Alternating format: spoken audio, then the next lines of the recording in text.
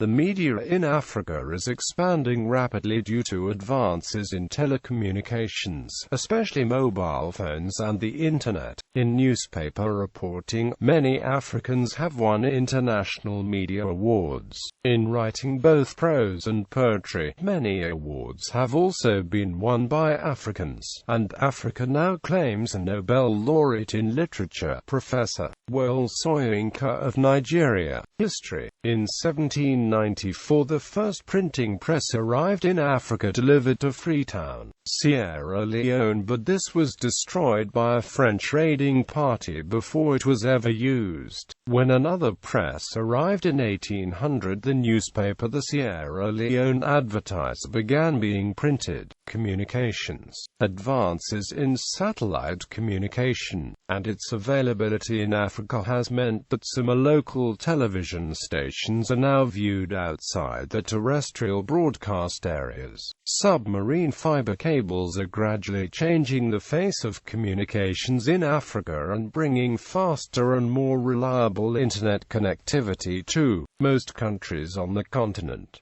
The challenge is to continue the advance of fiber inland. Much of the fiber being laid is without redundancy, so it is great when it works, but there is always a concern that you need satellite backup. VSAT providers covering Africa Online GmbH. Digital media and Internet. Digital media and Internet are increasingly part of the African media landscape. One specific development worth mentioning is the rise of mobile reporting. Journalists across the continent are increasingly using the mobile phone as the primary reporting tool needed to collect text, photo and video. This content is often distributed via the Internet and is an early example of convergence in the Internet and mobile medium. Pan-African community-based websites are also emerging on the scene and reflect trends in the Web 2.0 movement seen in other parts of the world. Television. A 24-hour Pan-African news and information channel called Day 24 will start broadcasting from Nairobi in 2008 by satellite and the Internet. Print media. Historically, Nigeria has boasted one of the most free and resilient newspaper presses of any African country, even under its past military dictatorships,